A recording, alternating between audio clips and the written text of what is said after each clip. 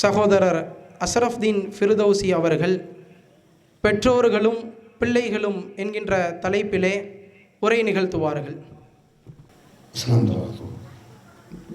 அல்ஹம்துலில்லாஹ் அல்ஹம்துலில்லாஹி நஹ்மதுஹு வ நஸ்தஈனுஹு வ நஸ்தக்ஃபிருஹு வ நஊது பில்லாஹி மின் ஷுரூரி அன்ஃபுஸினா வ ஸய்யிஆத்தி அமாலினா மன் யஹ்திஹில்லாஹு ஃபலா முதில்ல லஹு வ மன் யுத்லில் ஃபலா ஹாதிய லஹு வ அஷ்ஹது அன் லா இலாஹா இல்லல்லாஹு வஹ்தஹு லா ஷரீக லஹு வ அஷ்ஹது அன்ன முஹம்மதன் அப்துஹு வ ரசூலுஹு அம்மா பஅத்.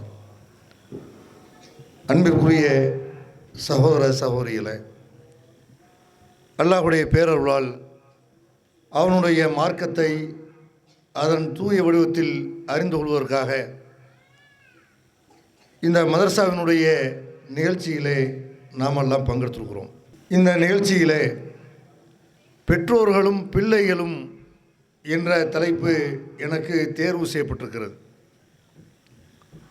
பொதுவாக சினிமாக்களில், கவிதைகளில், மேடை பேச்சுக்களில் மட்டும்தான் பெற்றோர்களுடைய சிறப்புகளை பலர் பேசுவதை நம்ம பார்க்கிறோம். நிஜ வாழ்க்கையில் பெற்றோர்களுக்காக வேண்டிய நிறைய முதியோர் இல்லங்கள் ஏற்படுத்தப்பட்டு பல பிள்ளைகள் தங்களுடைய பெற்றோரை முதியோர் இல்லத்திற்கு அனுப்புவதை நம்ம பார்க்கிறோம். இஸ்லாமிய மார்க்கத்தை தெரிந்திருப்பவர்கள் கூட இந்த பெற்றோர்கள் விஷயத்தில் தவறளிப்பதை, அநியாயம் செய்வதை நம்ம பார்க்கிறோம்.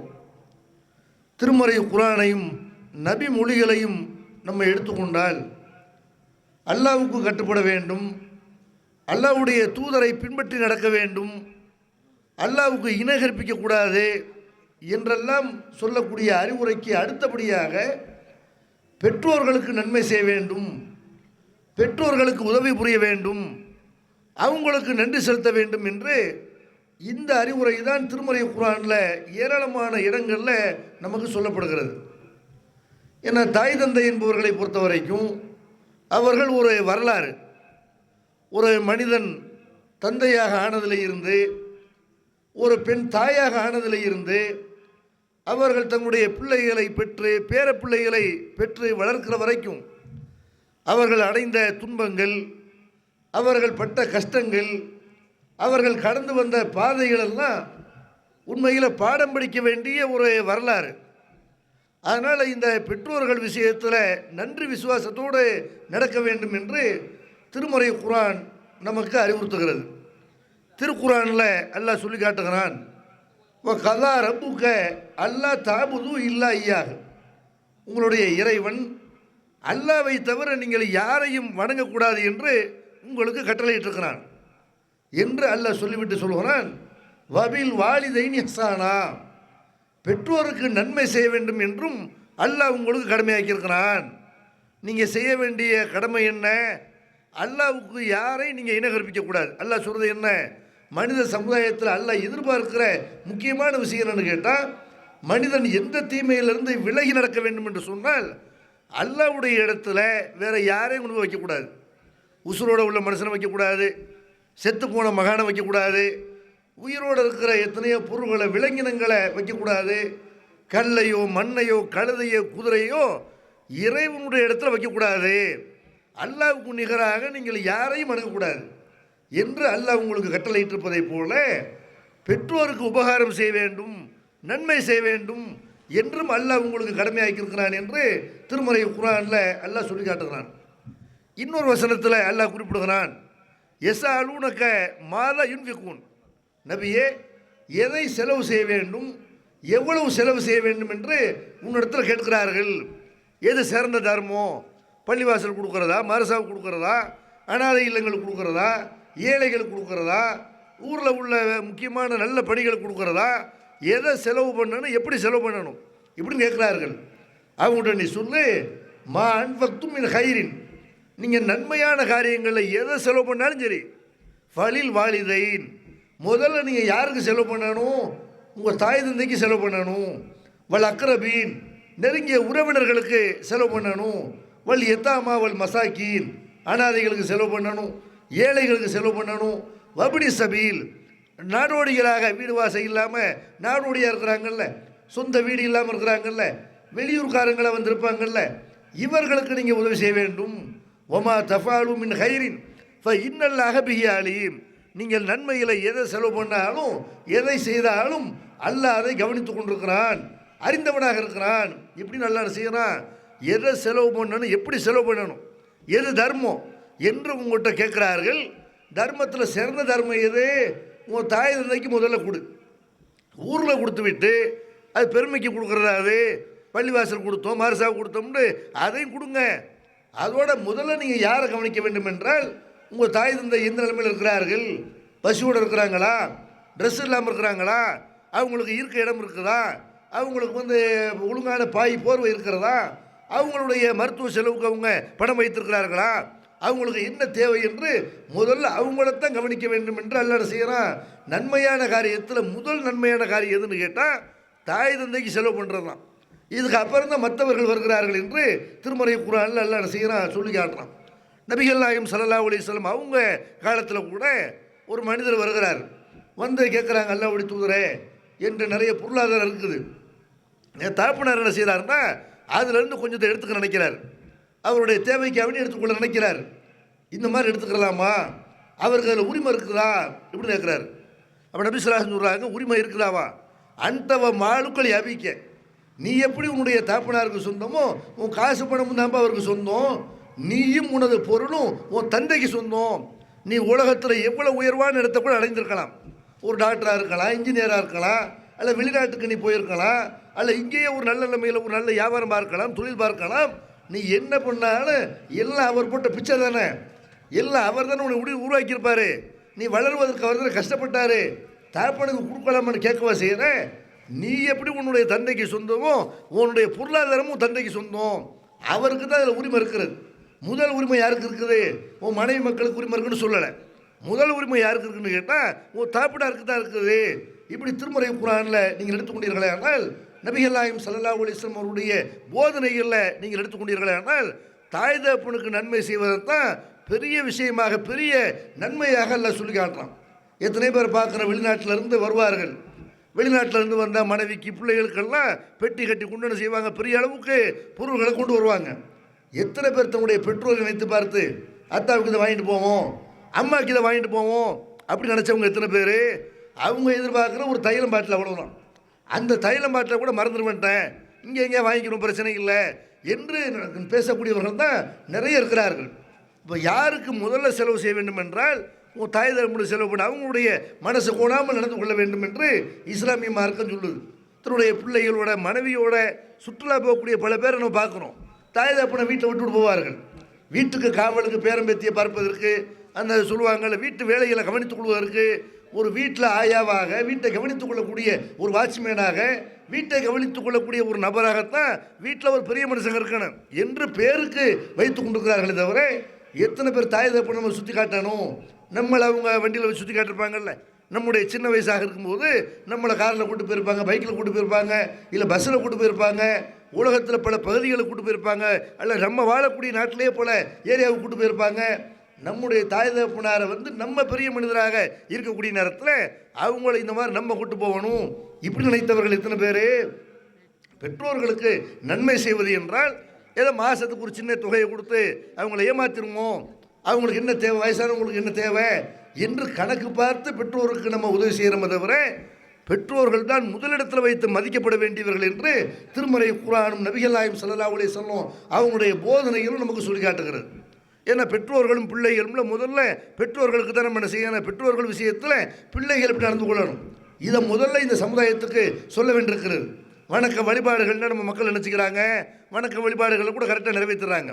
தொழுகக்கூடியவங்க, நோன்பு வைக்கக்கூடியவர்கள், ஜக்காத்து என்று கடமையான ஜக்காத்தை வாரி வாரி வழங்கக்கூடியவர்கள், ஹஜ்ஜுக்கு போகக்கூடியவர்கள், எல்லா நன்மைகளையும் செய்வார்கள். ஆனால் தாய் தந்தை விஷயத்தில் எப்படி நடந்துக்கிறாங்க, தாய் தந்தைக்கு செய்கிறது ஒரு நன்மை நினைக்கிறாங்களான்னு கேட்டால் இதை ஒரு இபாதத்து என்று மார்க்கம் சொல்லுதில்ல, அப்படி நினைக்கல. நம்ம சிறந்த அமலை செய்ய வேண்டும் என்று நினைத்தால் அமல்களில் நம்ம சிறந்த அமல் எதுன்னு கேட்குறோம்ல, ஒரு பயான் நிகழ்ச்சி நடக்கும்போது கேள்வி கேட்கும்போது எதை செஞ்சால் நிறைய நன்மை கிடைக்கும் என்று அதை தேடி தேடி கேள்வி கேட்டு நம்ம தெரிஞ்சுக்கணும். தகச்ச தொழுதா நன்மை கிடைக்குமா, லுகா தொழுதால் நன்மை கிடைக்குமா, இந்த நோன்பு வைத்தால் நன்மை கிடைக்குமா, அந்த நோன்பு வைத்தால் நன்மை கிடைக்குமா என்றெல்லாம் நம்ம கேட்குறோமே. சிறந்த அமல்ண்டா எது? நபிகள் நாயகம் ஸல்லல்லாஹு அலைஹி வஸல்லம் அவங்கள்ட்ட கேள்வி கேட்கப்படுது, ஐயுல் அமலி அஹபு இலல்லாம், அல்லாஹ்வுடைய தூதரே அமல்களில் அல்லாஹ்வுக்கு விருப்பமான அமல் எது, அல்லாஹ்வுக்கு பிடிச்ச அமல் எது? நம்ம மேலே அல்லாஹ் கடமையாக்கி இருக்கிற அமல் ஒன்று இருக்கிறது, அல்லாஹ்வுக்கு விருப்பமான அமல்கள்னு சிலது இருக்கும்ல, அது எது? எதை செஞ்சால் அல்லாஹ் நம்மளை நேசிப்பான், விரும்புவான், அல்லாஹ் எதை வந்து நம்மகிட்ட எதிர்பார்க்குறான் என்று கேட்கும்போது அப்போ நபிகள் நாயகம் ஸல்லல்லாஹு அலைஹி வஸல்லம் சொல்லி காட்டுறாங்க, அஸ்ஸலாத்து அலா வக்திஹா, தொழுகையை அந்தந்த நேரத்தில் தொழுகிறது தான் அமல்கள் அல்லாஹ்வுக்கு விருப்பமானது அப்படிங்கிறாங்க. ஃபஸ்ட்டு அமல் அல்லாஹ்வுக்கு விருப்பமான அமல் எதுன்னு கேட்டால், நீங்கள் அவனை தொழுகணும், உங்களை படைச்சிருக்கிறான்ல, உங்களுக்கு எல்லா தேவைகளை நிறைவேற்றுறான்ல, அந்த அல்லாஹ் உங்களுக்கு எல்லா செல்வங்களையும் கொடுத்துருக்குறான்ல, அந்த அல்லாஹ்வை அவன் சொன்ன நேரத்தில் நீங்கள் தொழ வேண்டும் அப்படிங்கிறாங்க. அதுக்கு அடுத்து எது அப்படின்னு கேட்குறாங்க சஹாபாக்கள். அப்போ நபி ஸல்லல்லாஹு அலைஹி வஸல்லம் சொல்லி காட்டுறாங்க, பிர்ருல் வாலிதைன், பெற்றோருக்கு நன்மை செய்கிறது. அல்லாஹ்வுக்கு தொழுகிறதுக்கு அடுத்தபடியே எது? பெற்றோருக்கு உபகாரம் செய்கிறது. அதுக்கடுத்து எது என்று அந்த நபி தோழர் கேட்கும் பொழுது அப்போ நபி ஸல்லல்லாஹு அலைஹி வஸல்லம் சொல்லி காட்டுறாங்க, ஜிஹாது ஃபி சபீலில்லாஹ், அல்லாஹ்வுடைய பாதையில் அறப்போர் புரிவது. போர் செய்ய வேண்டிய தேவை ஏற்பட்டால் ஒரு அரசாங்கத்துக்கு கீழே ஒரு இராணுவ வீரராக இருந்து நீங்கள் போய் களத்தில் போய் நின்று போராடுறீங்கல்ல, இது எதுக்கு அடுத்தபடியாக அல்லாஹ்வுடைய தூதர் சொல்லி காட்டுறாங்கன்னா, பெற்றோருக்கு நன்மை செய்கிறதுக்கு அப்புறம் தான் மூணாவதா இதை சொல்லி காட்டுறாங்க. முதல் நன்மை எதுன்னு கேட்டால் அல்லாஹ்வை தொழுவது. ரெண்டாவது நன்மை எது? அல்லாஹ்வுக்கு விருப்பமான அமல் எது அப்படின்னு கேட்கும்போது பெற்றோருக்கு நன்மை செய்யுங்கிறாங்க. மூணாவதாக இதை சொல்கிறாங்க, அல்லாஹ்வுடைய பாதையில் அறப்போர் புரிவது. ஒரு நபித்தோழர் கூட நபிகள் நாயகம் ஸல்லல்லாஹு அலைஹி வஸல்லம் அவங்ககிட்ட வந்து போர் செய்கிறதுக்கு வந்து வர்றாரு, அனுமதி கேட்டு வர்றாரு, நானும் ஜிஹாதில் கலந்துக்கிறேன். நபிகள் நாயகம் ஸல்லல்லாஹு அலைஹி வஸல்லம் அவர்கள் காலத்தில் அவங்க மன்னர் என்ற அடிப்படையில் சில போர்களை வந்து சந்திக்க வேண்டிய சூழ்நிலை இருந்தது. அவங்களுக்கு எதிராக, முஸ்லீம்களுக்கு எதிராக சில பேர் என்ன பண்ணாங்க, முஸ்லீம்களை அழிக்கணும், இஸ்லாத்தை வளர விடக்கூடாது என்று அப்பாவி மக்களை குழுகிற வகையில் நபிகள் நாயகத்தை வந்து சந்திக்கிற நேரத்தில் அப்போ அவங்கள அந்த மக்களை காப்பாற்றுவதற்காக வேண்டி, சொந்த நாட்டை காப்பாற்றுவதற்காக வேண்டி நபிகள் நாயகம் ஸல்லல்லாஹு அலைஹி வஸல்லம் சில போர்க்களங்களை சந்திக்கிறார்கள். அந்த போர்க்களத்துக்கு ஒருத்தர் இராணுவ வீரராக வரணும்னு ஆசைப்படுறாரு. வந்து கேட்குறாரு, அல்லாஹ்வுடைய தூதரே நானும் வந்து இந்த ஜிஹாதில் கலந்துக்கிறேன் அப்படிங்கிறார். அவர்கிட்ட நபிகள் நாயகம் ஸல்லல்லாஹு அலைஹி வஸல்லம் கேட்குறாங்க, ஹய்யுன் வாலிதாக், உனக்கு தாய் தந்தை உயிரோடு இருக்கிறாங்களா? ஏன்னா ஒவ்வொன்றையும் ரசூலை கவனிப்பாங்க. ஒருத்தருக்கு ஒரே ஒரு ஆம்பளை பிள்ளை தான் இருப்பாங்க, நிறைய ஆம்பளை பிள்ளை இருந்தால் ஒரு ஆள் போக வேண்டியதுதான். ஒரு தாய் தகப்பனுக்கு ஒரே ஒரு பிள்ளை தான் இருக்கிறான்னா இவன் போய் போர்க்களத்தில் போய் ஒருவேளை மூத்தா போயிடலாம், கொல்லப்பட்டலாம், அல்லது அங்கே போய் வந்து பல நாட்கள் இருக்க வேண்டி வரும், பல மாதங்கள் இருக்க வேண்டி வரும். இங்கே தாய் தகப்பனரை யார் கவனிக்கிறது? இவங்களை கவனிக்க ஆள் வேணும்னு, பெத்த பிள்ளைங்க தானே கவனிக்கணும் என்று நபிகள் நாயகம் ஸல்லல்லாஹு அலைஹி வஸல்லம் அதையெல்லாம் கவனித்து கேட்குறாங்க. எப்போ உனக்கு அத்தாமா இருக்கிறாங்களா? ஆமாம் இருக்கிறாங்க. ஃபீஹிமா ஃபஜாஹித், அவங்கள்ட்ட போய் நீ அவங்களுக்கு உபகாரம் பண்ண, அதான் ஜிஹாத். எது ஜிஹாது? நீ அல்லாஹ்வுக்கு உயிரை கொடுக்க போறேன்னு வர்ற, முதல்ல உன் தாய் தகப்பனுக்கு நன்மை செய்யப்பா, அவங்களுக்கு உழைச்சி கொடு, அவங்களுக்கு சேவை செய், இதுதான் ஜிஹாது. அவங்கள்ட்ட போய் ஜிஹாது பண்ணு என்று அல்லாஹ்வுடைய தூதர் அவங்களுக்கு செய்யக்கூடிய நன்மை இருக்குதுல்ல, அது ஜிஹாது என்று, ஜிஹாதுக்கு நிகரானது என்று நபிகள் நாயகம் ஸல்லல்லாஹு அலைஹி வஸல்லம் சொல்கிறத நம்ம பார்க்குறோம். அப்போ எத்தனை பிள்ளைங்க நம்ம பார்க்குறோம், எத்தனை வயசானவங்க வீட்டில் இருப்பாங்க, அதில் குறிப்பாக பெண்கள், அவங்க தான் ரேஷன் கடைக்கு போகணும். ரேஷன் கடைக்கு போய் என்ன செய்வாங்க, தூக்க முடியாமல் ஜாமான்களை தூக்கிட்டு வருவாங்க. எத்தனை ஆம்பளை பிள்ளை எருவு மாடு மாதிரி இருப்பான், நல்லா வளர்ந்துருப்பான், நல்ல திடகாத்திரமாக இருப்பான். தாய் கஷ்டப்படுறாங்களே, பல 1 கிலோமீட்டர் தூரம் போய் இல்லை 1/2 கிலோமீட்டர் தூரம் போய் அதை தூக்கிட்டு வர்றாங்களே என்று மனிதநேயம் இல்லாமல், தாய் மேலே அந்த அக்கறை இல்லாமல், இறக்கப்படாமல் கல்லுமா இருக்கிறதையெல்லாம் நம்ம பார்க்குறோம். அப்போ ரேஷன் கடைக்கு போய் அவங்கள சொல்கிறத வாங்கிட்டு வரணும், ஒரு கடைக்கு போய் ஏதாவது ஜாமான் வாங்கிட்டு வர சொல்கிறாங்க, நான் போய் வாங்கிட்டு வரணும், அதுக்கெல்லாம் காசு கொடுத்தா தான் வாங்கிட்டு வரணுங்கிற மாதிரி மனநிலையில் தான் நிறைய இளைஞர்கள் இருக்கிறாங்க. நிறைய இளைஞர்கள், நிறைய சிறுவர்கள் எப்படி இருக்கிறாங்க, அத்தாம்மா ஏதாவது வேலை சொன்னால் ஏதாவது நமக்கு அவங்க தரணும், தந்தா தான் அந்த செய்வோம், நம்ம அந்த வேலையை பார்க்கணும்னு அப்படி இருக்கிறாங்க. ஒவ்வொரு வேலைக்கும் காசு வாங்கக்கூடிய, எதிர்பார்க்கக்கூடிய ஆள்கள்லாம் இருக்கிறார்கள். அப்போ தாய் தகப்பனுக்கு நன்மை செய்ய வேண்டும்னு நல்லா சொல்கிறாங்க. இதெல்லாம் நன்மை தான். அவங்க உடம்பு முடியாமல் இருக்கிறாங்க, அந்த மாதிரி நேரத்தில் வேறு யாரும் என்ன செய்ய மாட்டாங்க, வயசான காலத்தில் இளமையாக இருக்கும்போது அவங்க போயிடுவாங்க. வயசான காலத்தில் அவங்க உடல்நிலை சரியில்லாமல் இருக்கிறாங்களா, அவங்கள மருத்துவமனைக்கு விட்டு போகணும். இந்த மாதிரி அவர்களுக்கு நன்மை செய்கிறத இஸ்லாமிய மார்க்கம் சிறந்த அமல் என்று சொல்லி காட்டுது. அந்த மாதிரி முஸ்லீம்களாகிய நம்ம எதுக்கு இந்த இஸ்லாமிய மார்க்கத்தில் இருக்கிறோம்? சொர்க்கத்துக்கு போகணும். இஸ்லாத்தில் நம்ம எதுக்கு இருக்கிறோம்னு கேட்டால் மறுமையில் வெற்றி பெறுவதற்கு இதுதான் சிறந்த மார்க்கம், இதுதான் சரியான வழி என்று அதுக்கு தான் இஸ்லாத்தில் இருக்கிறோம். சொர்க்கம் போகிறதா இருந்தால் அதுக்கு சரியான ஒரு பாதையை மார்க்கம் சொல்லுது. நீங்கள் சொர்க்கம் போகிறதா இருந்தால் என்ன செய்யணும்? ரஹீம் அன்பு நபிகளாயும் ஸல்லல்லாஹு அலைஹி வஸல்லம் ஒரு தடவை சொல்லி காட்டுறாங்க, அவனுடைய மூக்கு மண்ணை கவட்டும், அவன் தோல்வியை சந்திக்கட்டும், இழிவை சந்திக்கட்டும் அப்படிங்கிறாங்க. 3 தடவை இந்த வார்த்தையை சொல்றாங்க, ரஹீம் அன்புன் ரஹீம் அன்புன் ரஹீம் அன்புன் அப்படிங்கிறாங்க.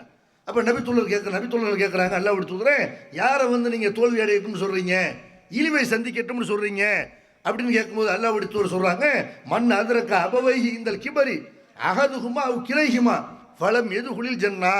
யாருக்கு வயசான காலத்தில் பெற்றோர்கள் இருக்கிறாங்க, ஒரு ஆள் 2 பேரும் இருக்கிறாங்க, உன் அத்தா வயசானவராக இருக்கிறாரு, இல்லாட்டி அம்மா வயசானவங்களா இருக்கிறாங்க, அல்லது 2 பேரும் வயசானவங்களா இருக்கிறாங்க. இந்த நிலைமையில் அவர்களுக்கு பணிவிடை செய்து அவர்கள் சொல்றதை கேட்டு அவர்களுடைய தேவைகளை நிறைவேற்றி சொர்க்கம் செல்லவில்லையோ அவன் தோல்வியடையட்டும், நாசமாகட்டும் என்று நபிகள் நாயகம் ஸல்லல்லாஹு அலைஹி வஸல்லம் சொர்க்கத்துக்கு போகிற பாதையை சொல்லி காட்டுறாங்க. சொர்க்கத்துக்கு நீ எப்படி போக முடியும் என்று கேட்டால், நீ தொழுவுறதுனால சொர்க்கத்துக்கு போயிட முடியாது, நீ நோன்பு வைக்கிறதுனால சொர்க்கத்துக்கு போயிட முடியாது. அதெல்லாம் சொர்க்கத்துக்கு போகிறதுக்கு ஒரு காரணமாக இருக்கும். ஆனால் அதோடு சேர்ந்து நீ என்ன பண்ணன, உனக்கு வயசான நிலைமையில் பெற்றோர்கள் இருக்கிறாங்களா, ஒரு ஆள் 2 பேர் இருந்தால் அது பெரிய பாக்கியம்.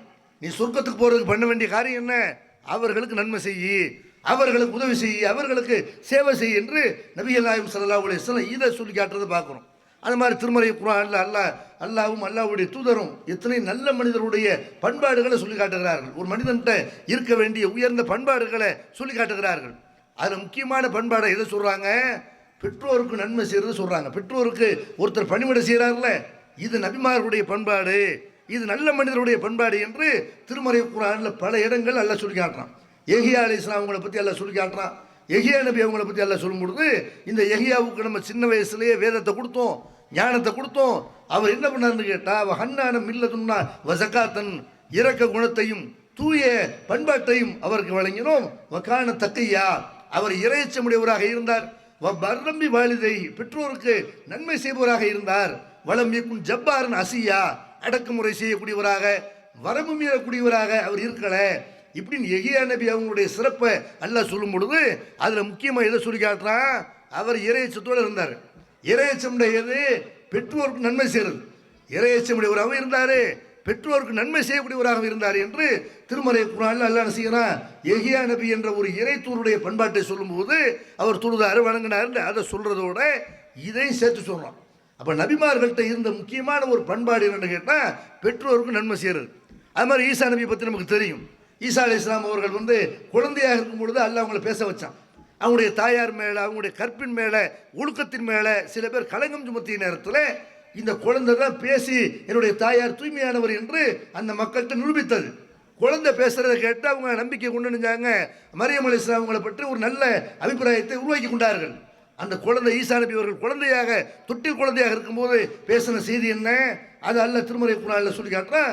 வஜாலனி முபாரக்கன் ஐனமா குன்து, நான் எங்கே இருந்தாலும் பரக்கத் பொருந்தியவனாக அல்லாஹ் என்னை ஆக்கியிருக்கிறான். வௌசானி பி ஸலாத்தி வ ஸகாத்தி மாதும் துஹய்யா வ பர்ரம்பி வாலிதைன், எனக்கு வந்து அல்லாஹ் தொழுகையை கடமையாக்கியிருக்கிறான், ஜக்காத்தை அறிவுறுத்தியிருக்கிறான். நான் உயிரோடு இருக்கும் காலம் வரைக்கும், என்னுடைய பெற்றோருக்கு நன்மை செய்யக்கூடியவனாகவும் நான் இருக்கக்கூடிய காலம் வரைக்கும் தொழுகணும், ஜக்காத்து கொடுக்க வேண்டும் என்று எனக்கு அறிவுறுத்தி இருக்கிறான். இப்படி அல்லாஹ் என்ன செய்யறான், ஈசா நபி அவங்க பேசுகிறத சொல்லி காட்டுறான். என்னை அல்லாஹ் எப்படி ஆக்கியிருக்கிறான்னு கேட்டால், எங்கே இருந்தாலும் பரக்கத்து பொருந்தியவனாக ஆக்கியிருக்கிறான், பெற்றோருக்கு நன்மை செய்யக்கூடியவனாக ஆக்கியிருக்கிறான். என்னை வந்து உயிரோடு இருக்கும் காலம் வரைக்கும் தொழுக ஜக்காத்து என்று இதையெல்லாம் கடமையாக்கியிருக்கிறான் என்று ஈசா நபி என்ன செய்கிறாங்க, குழந்தையாக இருக்கும்போது அல்லாஹ் சொன்ன அந்த அறிவுரையை சொல்கிறாங்க. பெற்றோருக்கு நன்மை செய்கிறவனை தான் என்னை அல்லாஹ் ஆக்கியிருக்கிறான், பெற்றோருக்கு வந்து துரோகம் செய்யக்கூடியவனா என்னை ஆக்கலை, பெற்றோருக்கு கேடு விளைவிப்பவனாக என்னை ஆக்கலை என்று ஈசா நபி அவர்கள் பிறந்த குழந்தையாக இருக்கும்போது அல்லாஹ் அவங்களுக்கு சொன்ன செய்தி என்ன, உன் தாய் தகப்பனுக்கு நன்மை செய்யணும் இப்படின்னு அல்லாஹ் வந்து அதை சொல்லி காட்டுறான். அந்த மாதிரி நபிகள் நாயகம் ஸல்லல்லாஹு அலைஹி வஸல்லம் அவர்கள் ஒரு நல்ல மனிதரை பற்றி பிற்காலத்தில் வரக்கூடிய தாபீன்களில் வரக்கூடிய ஒரு நல்ல மனிதரை பற்றி முன்னறிப்பு செய்திருக்கிறார்கள். அந்த முன்னறிப்பின் அடிப்படையில் உமர் ரலியல்லாஹு அவர்கள் அதை எதிர்பார்த்து காத்து கிடக்கிறாங்க. உமர் ரலியல்லாஹு அவங்களுடைய ஆட்சி காலத்தில் அவங்க வந்து யமன்லேருந்து வரக்கூடிய மக்கள்கிட்ட எல்லாம் விசாரிக்கிறார்கள். ஏப்பா வந்து நீங்கள் வந்து எந்த கோத்திரத்தை சேர்ந்தவங்க, எந்த குடும்பத்தை சேர்ந்தவங்க இப்படிலாம் விசாரிக்கிறாங்க. அப்படி விசாரிக்கும் போது கேட்குறாங்க, ஃபீக்கும் உவைசுபுன் ஆமீர்னு ஒருத்தர் இருக்கிறாரா இப்படின்னு யமன்லேருந்து வரக்கூடிய ஒவ்வொரு கூட்டத்தார்ட்டையும் கேட்டுக்கிட்டே இருக்கிறாங்க. கடைசியில் உவைசுபுன் ஆமீர் வர்றாங்க. உவைசுபுன் ஆமீர் அவர்கள் வரும்போது அப்போ அவர்கிட்ட உமரில் அவங்க கேட்குறாங்க, நீங்கள் தான் உவைசுபுன் ஆமீரா? ஆமாம். அப்போ கேட்குறாங்க, நீங்கள் முராதி என்ற கூட்டத்தை சேர்ந்தவங்க ஆரம்பத்தில் இருந்தீங்க, அப்புறமேல கரணி என்ற கூட்டத்தை சேர்ந்தவங்கள நீங்கள் மாறிட்டீங்க தானே? ஆமாம் அப்படிங்கிறாரு. அப்போ திரும்ப உமரில் அவங்க கேட்குறாங்க, உங்களுக்கு தொழுநோய் இருந்து அதில் ஒரு திருகம் அளவுக்கு தவிர மற்ற எல்லாமே முழுமையாக குணமாயிருச்சு அப்படி தானே? ஆமாம். உங்களுக்கு தாய் உயிரோடு இருக்கிறாங்க தானே? ஆமாம் அப்படின்னு சொன்ன உடனே அப்போ உமரில் அவங்க சொல்கிறாங்க, சமீத்து ரசூலுல்லாஹி ஸல்லல்லாஹு அலைஹி வஸல்லம் யக்கூல், அல்லாஹ்வுடைய தூதர் சொன்னதை நான் கேட்டிருக்கிறேன். ஏத்திய அழைக்கும் உவைஸ் இப்னு ஆமிர், உங்கள்கிட்ட உவைஸ் இப்னு ஆமிர் என்று ஒருத்தர் வருவார். அவர் அவருக்கு தொழுநோய் இருக்கும். அவர் ஒரு திருகத்தை தவிர அவருடைய உடலில் முழுமையாக அது குணமாகிவிடும். அவருக்கு தாய் இருப்பாங்க. அந்த தாய் விஷயத்தில் அவர் என்ன செய்வார்? ஹுவபிஹா பர்ருன், தாய்க்கு நன்மை செய்யக்கூடியவராக அவர் இருப்பார் என்று நபிகள் நாயகம் ஸல்லல்லாஹு அலைஹி வஸல்லம் சொல்கிறத கேட்டிருக்கிறேன். அவர்கிட்ட நீங்கள் என்ன பண்ணணும்னு கேட்டால், அவரை நீங்கள் சந்தித்தீர்களே ஆனால் உங்களுக்காக வேண்டி அல்லாஹ்ட்ட பாவ மன்னிப்பு கேட்க சொல்லி நீங்கள் கேளுங்க. அப்படி அவர் கேட்டாரே ஆனால் அல்லாஹ் பாவ மன்னிப்பு வழங்குவான் என்று நபிகள் நாயகம் ஸல்லல்லாஹு அலைஹி வஸல்லம் சொல்ல நான் கேட்டிருக்கிறேன். எனக்காக நீங்கள் அல்லாஹ்ட்ட பாவ மன்னிப்பு கேளுங்க என்று உவைஸ் இப்னு ஆமிர் அவங்கள்ட்ட உமர் ரலியல்லாஹு அவர்கள் கேட்ட செய்தியை சஹீஹ் முஸ்லிம் என்ற ஹதீஸ் கருணத்தில் நம்ம பார்க்குறோம். அப்போ உவைஸ் இப்னு ஆமிர் என்ற பின்னாடி வரக்கூடிய ஒரு நல்ல மனிதரை பற்றி நபிகள் நாயகம் ஸல்லல்லாஹு அலைஹி வஸல்லம் சொல்லும் பொழுது, அவர் சத்தியம் செய்தால் அது நடக்கும். அவர் அல்லாஹ்ட்ட உங்களுக்காக மன்னிப்பு கேட்டால் அல்லாஹ் மன்னிப்பா, அவருக்கு அப்படிப்பட்ட ஒரு சிறப்பை அல்லாஹ் கொடுத்துருக்கிறான் என்று சொல்லும்போது அவர் செய்த முக்கியமான நன்மையை சொல்லி காட்டுகிறார்கள். அவருக்கு தாய் இருப்பாங்க. அந்த தாய்க்கு அவர் பணிவிடை செய்யக்கூடியவராக இருப்பார், சேவை செய்யக்கூடியவராக இருப்பார் என்று நபிகள் நாயகம் ஸல்லல்லாஹு அலைஹி வஸல்லம் இதை முக்கியமான ஒரு பண்பாடாக சொல்லி காட்டுறாங்கன்னு சொன்னால் நம்ம என்ன விளங்குறோம்? இஸ்லாமிய மார்க்கத்தில் ஒரு மனிதரை சொர்க்கத்திற்கு கொண்டு செல்லக்கூடிய ஒரு நன்மையான காரியம், ஒரு மனிதனை நல்ல மனிதன் என்று அடையாளப்படுத்தக்கூடிய ஒரு காரியம், அல்லாஹ்வுக்கு விருப்பமான காரியம் பெற்றோருக்கு நன்மை செய்கிறது. தொழுகை, நோன்பு, ஜக்காத், ஹஜ்ஜு இதில் எல்லாம் ஆர்வமுடைய மக்கள் பெற்றோருக்கு நம்ம நன்மை செய்கிறோமா, அவங்களுக்கு துரோகம் செய்கிறோமா, அவங்களுக்கு கேடு செய்கிறோமா, அவங்கள திட்டுறோமா, சபிக்கிறோமா என்பதில் எல்லாம் கவனமாக இருக்க வேண்டும். அதே மாதிரி நபிகள் நாயகம் ஸல்லல்லாஹு அலைஹி வஸல்லம் அவங்க சொல்லி காட்டுறாங்க, சொர்க்கம் எனக்கு காட்டப்பட்டது. கனவுல சொர்க்கம் எனக்கு காட்டப்படும் பொழுது அப்போ ஒரு ஆள் குர்ஆன் ஓதுற சத்தத்தை நான் கேட்டேன். அந்த சத்தத்தை கேட்டு குல்து மன்ஹாதா, இது யாருன்னு நான் கேட்டேன். ஹாரிசா இப்னு நோமான், இவங்க நூமானுடைய மகன் ஹாரிசா என்று எனக்கு சொல்லப்பட்டது என்று அல்லாஹ்வுடைய தூதர் சொல்லிட்டு சொல்றாங்க. வக்கான அபர்ரன்னாசு பி உம்மிஹி, வக்கான அபர்ரன்னாசு பி உம்மிஹி, மனிதர்களையே தன்னுடைய தாய்க்கு நன்மை செய்யக்கூடியவராக அவர் இருந்தார். அவர் ஏன் சொர்க்கத்துக்கு போனார்? ஏன் அவர் சொர்க்கத்தில் குர்ஆன் ஓதிக்கிட்டு இருக்கிற மாதிரி? குர்ஆன் ஓதுறது ஒரு நன்மையான காரியம்தான். குர்ஆன் ஓதுறது விரும்பக்கூடியவராக இருப்பார் போல இருக்கு. சொர்க்கத்தில் அவர் குர்ஆன் ஓதுற மாதிரி அல்லாஹ்வுடைய தூதருக்கு அல்லாஹ் அவரை காட்டுறான். அதை சொல்லிட்டு அல்லாஹ்வுடைய தூதர் சொல்கிறாங்க, அவர் சொர்க்கத்துக்கு போகிறதுக்கு முக்கியமான காரணமாக எது இருந்துச்சு? அவர் தன்னுடைய தாய்க்கு நன்மை செய்யக்கூடியவராக இருந்தார். மனிதர்களையே தாய் மேல ரொம்ப நேசம் வைக்கக்கூடியவராக, பாசம் வைக்கக்கூடியவராக அவர் இருந்தார் என்று அல்லாஹ்வுடைய தூதர் செய்கிறாங்க, சொல்லி காட்டுறாங்க. அப்போ நம்மளோட சொர்க்கத்துக்கு கொண்டு போகக்கூடிய முக்கியமான அமல் எதுன்னு கேட்டால் இந்த தாய் தகப்பனுக்கு நன்மை செய்கிற இந்த காரியம்தான். இது ஏன் நம்ம செய்யணும்? தாய் தகப்பனா இருக்கு, ஏன் நன்றியோடு நடக்கணும், ஏன் அவங்க மேலே இறக்கம் காட்டணும், ஏன் அவங்களுக்கு சேவை செய்யணும் என்று சொன்னால், இந்த உலகத்தில் நம்ம உருவாவதற்கு அல்லாஹ்வுக்கு அடுத்தபடியாக அல்லாஹ் அவங்களைத்தான் பயன்படுத்தியிருக்கான். நம்ம இந்த உலகத்தில் அவர்கள் இல்லை என்று சொன்னால் நம்ம இந்த உலகத்துக்கு வந்திருக்க முடியாது. இதை திருமறை குர்ஆனில் அல்லாஹ் என்ன செய்கிறான்? நமக்கு நினைவுபடுத்துகிறான். வவஸ்ஸைனல் இன்சான பி வாலிதைஹி, பெற்றோருக்கு நன்மை செய்ய வேண்டும் என்று மனிதனுக்கு நம்ம அறிவுறுத்தி இருக்கிறோம். ஏன் நன்மை செய்யணும்? ஹமலத்துஹு உம்முஹு வஹனன் அலா வஹனின், பலவீனத்துக்கு மேலே பலவீனத்தை சுமந்து ஒரு பெண் அவனை பெற்றெடுக்கிறாள். பலவீனத்துக்கு மேலே பலவீனத்தை அடைந்து ஒரு பெண் அவனை சுமக்கிறாள். ஃபிசாலுஹு ஃபி ஆமைன், பால் குடி மறக்க வைக்கிற இருக்கல 2 வருஷம் ஆகுது. அதனால அனிஷ் குர்லி வழி வாலிதை, எனக்கும் நீ நன்றி செலுத்து, உன்னுடைய பெற்றோருக்கும் நன்றி செலுத்து, இலையல் மசீர், என் பக்கம் திரும்பி வர வேண்டியிருக்கிறது. இப்படி நல்ல என்ன செய்யறான்? என்கிட்ட நீ வரக்கூடிய நேரத்தில் உன் பெற்றோருக்கு நன்றி செலுத்தினியா, இது விசாரணையில் இருக்கிறது. உன் பெற்றோருக்கு நன்மை செஞ்சியா, இதை கேட்பேன். ஏன்? எவ்வளவு கஷ்டத்தோட ஒரு தாய் பிள்ளையை பெற்றிருக்கிறான். தன்னுடைய உணவு பழக்கத்தை மாற்றிக் கொள்கிறாள், உனக்காக உறங்காமல் இருக்கிறாள். ஒரு பிள்ளைக்கு இரவுல பால் கொடுக்குறதுக்காக வேண்டி 10-15 தடவை எந்திரிச்சு தன்னுடைய தூக்கத்தை தொலைக்கிறாள். அப்போ இடுப்புலையோடு என்ன செய்யணும்? பிள்ளையை வச்சுக்கிட்டே மடியில் வச்சுக்கிட்டே உட்கார்றாருன்னு சாதாரண விஷயமா அது? அப்போ தன்னுடைய தூக்கத்தை தொலைக்கிறாள். பலவீனத்துக்கு மேலே பலவீனத்தை மாதம் அவளுக்கு மாதவிடாய் ஏற்படும். அந்த குழந்தை உருவான நேரத்தில் ஏற்படாவிட்டாலும் பிள்ளை பெற்றெடுத்து முடித்த பிறகு அந்த குழந்தைக்கு பால் கொடுப்பாள்ல, அந்த மாதிரி நேரத்தில் அவளுக்கு மாதவிலக்கு ஏற்படும். அந்த பலவீனத்தோடையும் என்ன நோய் நொடி ஏற்பட்டாலும், என்ன அவளுக்கு துன்பம் ஏற்பட்டாலும், என்ன பயணத்தில் போயிட்டு வந்தாலும் ஓய்வெடுக்காத ஒரு ஜீவன் யாரு? இந்த தாய். அப்போ அந்த தாய்க்கு நீ நன்றி செலுத்தணுமா இல்லையா? உங்ககிட்ட பழகக்கூடியவர்கள் நம்ம பார்க்குற மனிதர்கள் நம்மகிட்ட பழகக்கூடியவர்கள் பல காரணங்களுக்காக வேண்டி பழகுவார்கள். நம்மகிட்ட பணம் இருக்குது, அதுக்காக வேண்டி பழகக்கூடியவர்கள் பலர் இருப்பார்கள். நம்மகிட்ட புகழ் இருக்கிறது, அதுக்காக வேண்டி பழகக்கூடியவர்கள் பலர் இருப்பார்கள். நம்மகிட்ட வந்து பதவி இருக்கிறது, அதுக்காக வேண்டி பழகக்கூடியவர்கள் பலர் இருப்பார்கள். தாய் தந்தையை பொறுத்த வரைக்கும் நம்மகிட்ட எதுவுமே இல்லாமல், இந்த உலகத்திலே நம்ம இல்லாமல் இருந்த நேரத்தில் நம்மளை நேசித்தவர்கள். நம்ம தாயுடைய கருவறையில் எப்போ உருவானமோ நம்ம வெள்ளையானு அவங்களுக்கு தெரியாது, நம்ம கருப்பானது தெரியாது, சிவப்பானது தெரியாது, நம்ம ஊனமாக இருப்போமா இப்படின்னு தெரியாது, நம்ம என்ன செய்ய போகிறோம், நம்ம அவங்களை காப்பாற்றுவோமா இல்லையா, நம்ம நல்லவனாக இருப்போமா கெட்டவனாக இருப்போமா, எதுவுமே தெரியாத நேரத்தில் நம்மளை பார்க்காமலேயே நம்ம மீது பாசம் வைத்தவர்கள் யார்? இந்த தாய் தகப்பனார். உலகத்தில் நம்ம மனுஷன் எப்படி இருக்கிறோம்னு கேட்டால், நம்மளை யார் நேசிக்கிறார்களோ அவங்கள நேசிக்கிறவங்கள மனிதர்கள் இருக்கிறதே இல்லை. ஒரு மனைவி கணவனை ரொம்ப உயிருக்கு மேலே நேசிப்பான், மனைவியை இவன் நேசிக்க மாட்டான், இவன் மற்றவர்கள் மேலே தான் நேசத்தை காட்டுவான். அது மாதிரி தாய் தகப்பனார் நம்ம மேலே உயிரை வைத்திருப்பார்கள், நம்ம மற்ற ஆளுகள் மேலே பாசத்தை காட்ட முடியும், பிள்ளைகள் மேலே பாசத்தை காட்டுறோம். தாய் தந்தை நம்ம மேலே எவ்வளோ பாசம் வைத்திருப்பார்கள் என்பதை நம்ம பிள்ளைங்க மேலே நம்ம எவ்வளோ பாசம் காட்டுறோம், இதை பார்க்கும்போது நம்ம விளங்கன்னு இப்படித்தான் நம்ம தாய் தகப்பனார் நம்ம மேலே பாசம் காட்டியிருப்பார்கள், இப்படித்தான் நம்ம மேலே இறக்கம் காட்டியிருப்பார்கள் என்று அப்படி நினைக்கிறோமா இல்லையா? யார் நம்ம மீது பாசம் வைக்கிறார்களோ, உருவுகிறார்களோ, நமக்காக வேண்டி காத்து கிடக்கிறார்களோ அவங்கள விரும்பணுமா இல்லையா? அப்போ தாய் தகப்பனாரை தவிர மற்ற எல்லாரையும் மதிப்பவர்களாக நேசிப்பவர்களாக நம்ம இருக்கிறோம்.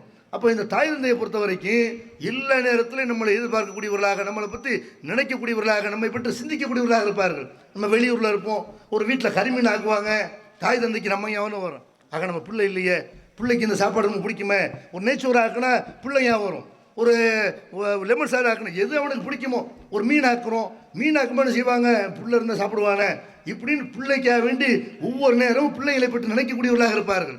நமக்கு உடம்பு சரியில்லையா அவங்க தூங்க மாட்டார்கள், இந்த பிள்ளைக்கு உடம்பு சரியானதான் சாப்பிடணும், தூங்கணும், இப்படி பிள்ளைகளை பற்றி சிந்திக்கக்கூடியவர்கள் யார்? அந்த பெற்றோர்கள். எத்தனை பேர் பார்த்தீங்கன்னா இன்னைக்கு இந்த 90 கிட்ஸ்லாம் கேலி பண்ணுறாங்கல்ல, எத்தனை பேர் 90 உள்ளவனாக இருப்பான், கல்யாணம் ஆகாமல் இருப்பான், இவனை பற்றியெல்லாம் சமுதாயம் கேலி பண்ணும், கிண்டல் பண்ணும், இன்னும் கல்யாணம் ஆகலையா, ஆனால் இவனுக்கு கல்யாணம் ஆகவில்லை என்று கவலைப்படக்கூடிய ஒரே ஜீவன் யாராக தான் இருப்பாங்க? தாய் தகப்பனாக தான் இருப்பாங்க. அப்போ எல்லா வகையிலையும் தன்னுடைய பிள்ளைகளை வந்து பெரிதாக நினைக்கக்கூடிய அந்த பெற்றோர்களை பொறுத்த வரைக்கும் அல்லாஹ் வந்து என்ன செய்யறான், அதில் தாயுடைய சிரமத்தை சொல்லி காட்டுறான். தாய் உன்னை இவ்வளோ கஷ்டப்பட்டு பெற்றெடுத்தா, உன்னை சுமந்தது கஷ்டம், உன்னை பெற்றது கஷ்டம், உயிர் போய் உயிர் வர்ற மாதிரி சவமாய் பிரசவம்னு அதுக்கு பேர் வைத்திருக்கிறார்கள். இப்படிப்பட்ட தாய்க்கு நன்றி கெட்டவனாக இருக்காதே. உன் தகப்பனார் தாயை மட்டும் சொல்லி கேட்டு நினைக்கக்கூடாது, தகப்பனையும் திருமறை குர்ஆன்ல பல இடங்கள் அல்லாஹ் செய்யறான், எத்தனை தகப்பனார்களை சொல்லி காட்டுறான். திருமறை குர்ஆன்ல தாயை பற்றி சொல்கிற மாதிரி இப்ராஹிம் நபி, இஸ்மாயில் நபி பற்றி சொல்லி காட்டுறான், அதே மாதிரி யூசுப் நபியை பற்றி, யாக்கூப் நபியை பற்றி சொல்லி காட்டுறான், நூஹ் நபி அவங்களுடைய மகனை பற்றி எல்லாம் சொல்லி காட்டுறான். தாய் தந்தையை பற்றி என்ன செய்யறான், தந்தையை பிள்ளையும் பற்றி திருமறை குர்ஆன்ல பல இடங்கள் எல்லாம் சொல்லி காட்டுறான். ஆனால் அன்னைக்கு நம்ம பார்க்குற தாயை கூட எப்படி பார்க்குறாங்கன்னு கேட்டால் ஒரு கருணை மிக்கவர்களாக பார்க்கிறார்கள். சினிமாக்கள்லையும் அதிகமாக காட்டுற ஏத்தான், சினிமாக்களில் கவிதைகளில் பெரும்பாலும் தாயை பற்றி பேசுவார்கள். தாப்பண்ட கண்டிஷன் பண்ணுவார், தாப்பண்ட திட்டுவார், தாப்பண்ட எரிஞ்சு விடுவார், இப்படி நினைக்கிறார்கள். ஆனால் உண்மையில் தாப்பனர் ஏன் கண்டிக்கிறாரு? வேற யாரும் இவனை கண்டிக்க மாட்டார்கள், கண்டிக்க முடியாது, ஏற்று பேசுவான். அப்போ தாப்பனார் தான் நம்ம தான் கண்டிக்கணும், இவர் கண்டித்தால்தான் அந்த பிள்ளை ஒழுக்கமாக வளர்ப்பான். தாய்மார்கள் வந்து தன்னுடைய தன்னுடைய வயிற்றிலிருந்து அந்த பிள்ளை வந்ததுனால அந்த பிள்ளை மேலே பாசம் காட்டுவார்களே தவிர அவனை அதிகமாக கண்டித்து ஒழுக்கமாக நடக்க வேண்டும் என்று விரும்பக்கூடியவர் யார்? அவனுடைய எதிர்காலத்தை ஆசைப்படக்கூடியவர் யார்? சிறந்ததாக இருக்கணும்னு நினைக்கக்கூடியவர் யார்?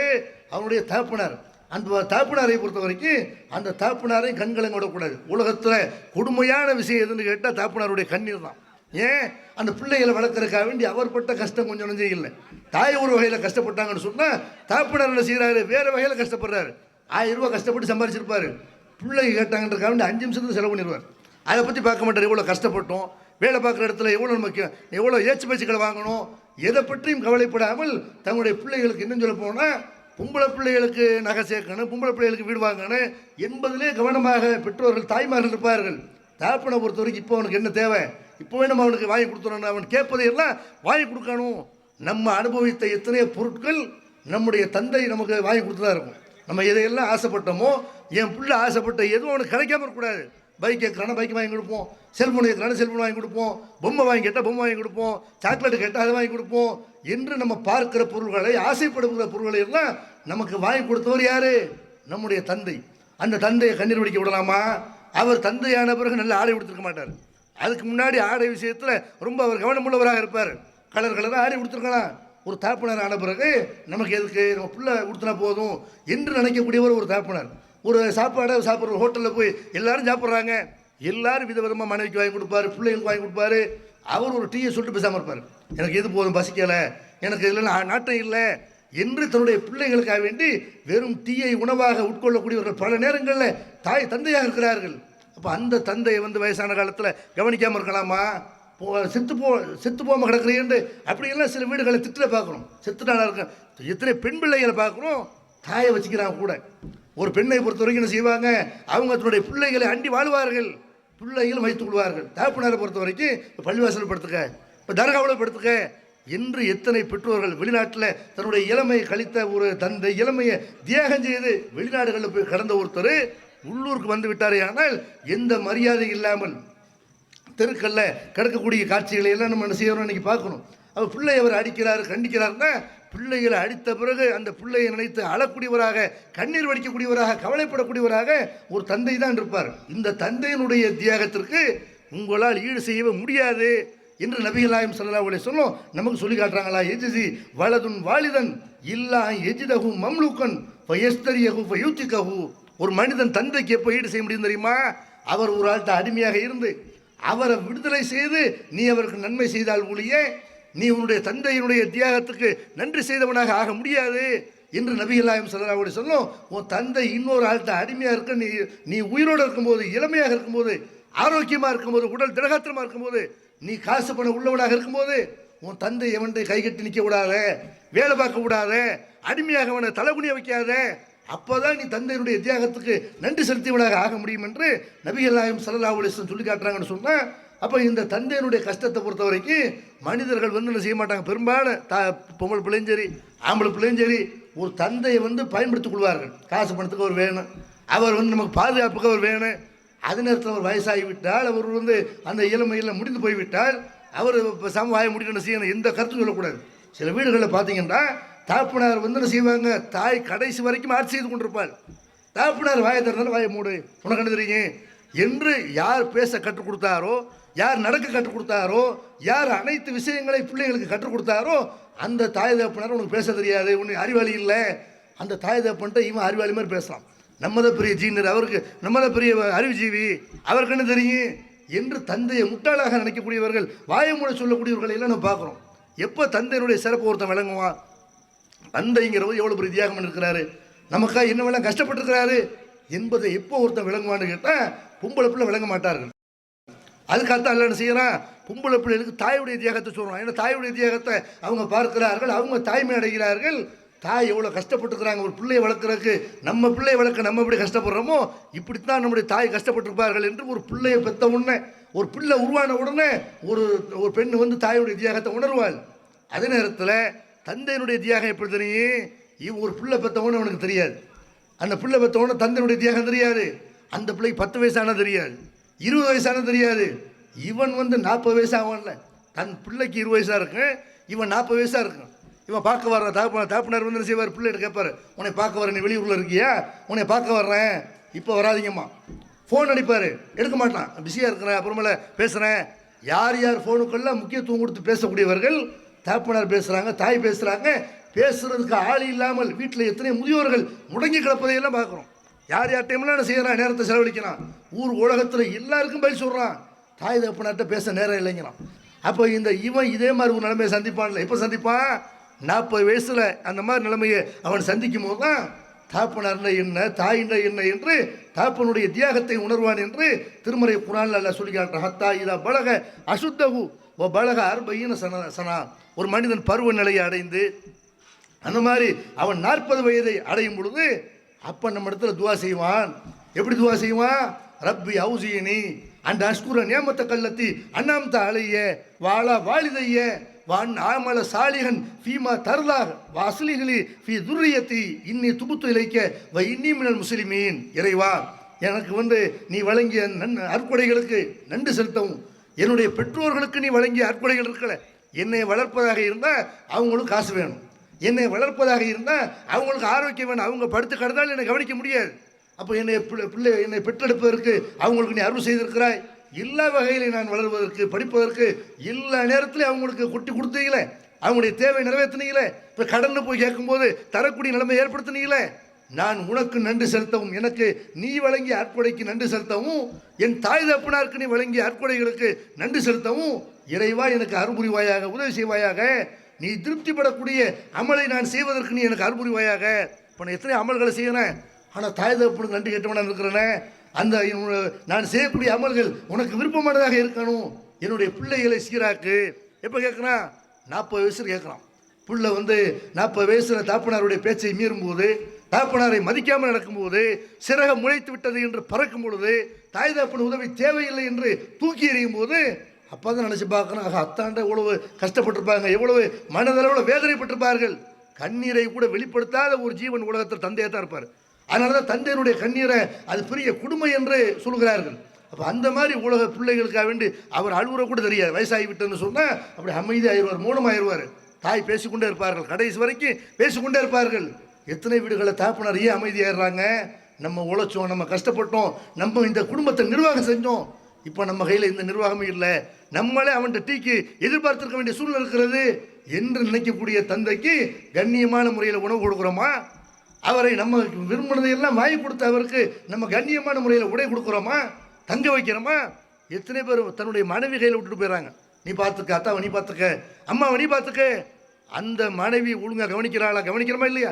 அந்த மனைவி வயசான பிறகு அடிக்கவும் செய்வார்கள். சில வீடுகளில் பெண்கள் பார்க்குறேன், இஸ்லாமிய சமுதாயத்தில் இஸ்லாமிய ரொம்ப குறைவாக நடந்தாலும் இதையெல்லாம் கவனிக்கணும். மனைவிக்கு காசு அனுப்புகிறோம், நம்முடைய பிள்ளைக்கு கேட்டதையெல்லாம் வாங்கி தர்றோம். நம்ம தாய் தகப்பனார் வீட்டில் எந்த நிலைமையில் இருக்கிறார்கள், அவங்களுக்கு கண்ணியம் இருக்கிறதா, மரியாதை இருக்கிறதா என்பதையெல்லாம் என்ன செய்யணும்? கவனிக்கணும். அப்போ அவங்கள்ட்ட வெறுமனே காசு பணத்தை அனுப்பிவிட்டு பேசாமல் இருக்காமல் அவங்கள்ட்ட அன்பான முறையில் பேசணும், அவங்கள அரவணைக்கணும். வயசான காலத்தில் அவங்களுக்கு என்ன முட்டுக்கால் வலி வரும், அல்ல உடலில் வேறு விதமான வலிகள் வரும், அதற்கெல்லாம் என்ன செய்ய வேண்டும் என்று அதற்கெல்லாம் மருத்துவம் பார்க்கணும். அப்போ இந்த மாதிரி நம்ம அவங்க விஷயத்தில் நன்மை செய்தோமே ஆனால் மறுமையில் நம்ம போகக்கூடிய இடம் எதுவாக இருக்கும்? சொர்க்கமாக தான் இருக்கணும். நபிகள் நாயகம் ஸல்லல்லாஹு அலைஹி வஸல்லம் காலத்தில் பாருங்கள், எந்த அளவுக்குலாம் தந்தை மேலே தாய் மேலே பாசமாக இருந்திருக்கிறாங்க. ஒரு பெண்மணி நபிகள் நாயகம் ஸல்லல்லாஹு அலைஹி வஸல்லம் கேட்குறாங்க, அல்லாஹ்வுடைய தூதரே, என்னுடைய தாப்பனார் வயசானவங்களாக இருக்கிறாங்க, அவங்களுக்காக வேண்டி நான் ஹஜ் செய்யலாமா என்று கேட்குறார்கள். அல்லாஹ்வுடைய தூதர் செய்கிறாங்க, செய்யலாம் இப்படி அனுமதிக்கிறாங்க. தந்தைக்கு அவன் என்ன செய்யலாம்? அவருக்கு முடியாத நேரத்தில் நீ ஹஜ் செய்யலாம். அப்போ தாப்பனார் மேலே ஹஜ் கடமையாக இருக்குது. அவர் செய்வோம் என்ன செய்கிறாரு? அவர் காலம் தாழ்த்தி விட்டார். இப்போ ஹஜ் செய்கிறதுக்கு முடியாது. அங்கே போனால் தொங்கோட்டம் ஓடணும், அங்கே போனால் தவாஃப் செய்யணும், பல மணி நேரம் என்ன செய்யணும், அவர் பணியில் படுத்து கிடக்கணும். அதெல்லாம் முடியாத நேரத்தில் அவர் மேலே உள்ள கடமையை நான் நிறைவேற்றலாமான்னு கேட்குறாங்கன்னா, அப்போ தந்தைக்குண்டு பெரிய அளவில் செலவு பண்ணுறாங்க. செலவு பண்ணி செய்கிறாங்க, மதினா விழுந்து வரணும், தந்தை படக்கூடிய கஷ்டத்தை எல்லாம் இவங்க செய்யணும். தந்தைக்காக வேண்டி அவருக்கு நன்மை சேர்த்து வைக்கணும். அவர் உயிரோடு இருக்கும்போதே அவர் ஹஜ்ஜு கடமையாக இருந்து செய்யாமல் பாவியாக மூத்தாயிடக்கூடாது, அல்லாஹ்விட்ட மறுமையில் கேட்பான் என்று மறுமையில் கூட தன்னுடைய தந்தை நன்றாக இருக்க வேண்டும் என்று கவலைப்பட்டாங்களே. உயிரோடு இருக்கும்போது சாப்பாடு போட மாட்டேங்கிறான். பெத்த பிள்ளைக்கு 4 பிள்ளை 5 பிள்ளை இருக்கிறான்னா, நீ அந்த அண்ணன் வீட்டில் இருந்துக்க, 1 மாதம் தம்பி வீட்டில் இருந்துக்க. ஏன்னா தேதி சில பேர் பார்த்தீங்கன்னா 1ஆம் தேதிக்கு தாப்பனார் என்ன செய்யணும், தாய் 1ஆம் தேதிக்கு தான் வீட்டுக்கு வரணும், 30ஆம் தேதி வந்தால் கூட வரட்டி விடுவோம். அப்படி வீடுகள்லாம் முஸ்லீம் வீடுகள்லாம் இருக்கிறது. இன்னும் நாள் வரலையே, அதுக்குள்ளே வந்துட்டீங்களே, போய் இன்னும் 2 நாள் நிறுத்துருவாங்க என்றெல்லாம் பெற்றோரை கூறுபடக்கூடியவர்களாக இருக்கிறத பார்க்குறோம். 6 பிள்ளை 10 ஆளும் 10 பிள்ளை 10 ஆளும் அனைத்தையும் தன் பிள்ளையாக நினைத்து கஷ்டப்பட்ட பிள்ளைகளுக்காக கஷ்டப்பட்ட அந்த பெற்றோரை 6 பிள்ளையும் கொண்டாடுவதற்கு பதிலாக, போட்டி போட்டுக்கொண்டு கவனிப்பதற்கு பதிலாக அவன்கிட்ட போய் இவன்கிட்ட போய் விரட்டி அடிக்கக்கூடிய கொடுமைக்காரர்களை எல்லாம் இன்றைக்கி என்ன செய்கிறோம் பார்க்குறோம். நபிகள் நாயகம் ஸல்லல்லாஹு அலைஹி வஸல்லம் அவர்கள் அவங்க காலத்தில் இந்த தாய் தந்தையெல்லாம் எப்படியெல்லாம் அந்த நபித்தோழர்கள் கவனித்து கொண்டார்கள். அல்லாஹ்வுடைய தூதர்கிட்ட கூட ஒரு பெண்மணியை கேட்குறாங்க, ஒரு நபித்தோழர் கேட்குறாங்க, அல்லாஹ்வுடைய தூதரே, என்னுடைய தாய் இறந்துட்டாங்க, இப்போ அந்த தாய்க்காக வேண்டி நான் தர்மம் செய்தால் அது ஏற்றுக்கொள்ளப்படுமா அப்படின்னு கேட்குறாங்க. அப்போ நபிகள் நாயகம் ஸல்லல்லாஹு அலைஹி வஸல்லம் செய்கிறாங்க, உன் தாய்க்காக வேண்டி செய் அப்படின்னு சொல்லும்போது, ஒரு தோட்டத்தை தாய் இறந்த பிறகு தன்னுடைய தாய்க்கு நன்மை சேர்ப்பதற்காக வேண்டி ஒரு தோட்டத்தை அவர்கள் தர்மம் செய்தார்கள் என்பதையெல்லாம் நபித்தோழருடைய வாழ்க்கையில் நம்ம பார்க்குறோமே. தந்தை இறந்த பிறகு தாய் இறந்த பிறகு கூட அவர்கள் மறுமையில் வெற்றி பெறணும்னு நினைக்கக்கூடிய அந்த நபித்தோழர்கள் எங்கே உயிரோடு இருக்கும்போது சாப்பாடு கொடுக்காம தங்க வைக்காம அவர்களை முதியோர் இல்லத்தில் சேர்க்கக்கூடிய பிள்ளைகள் எங்கே?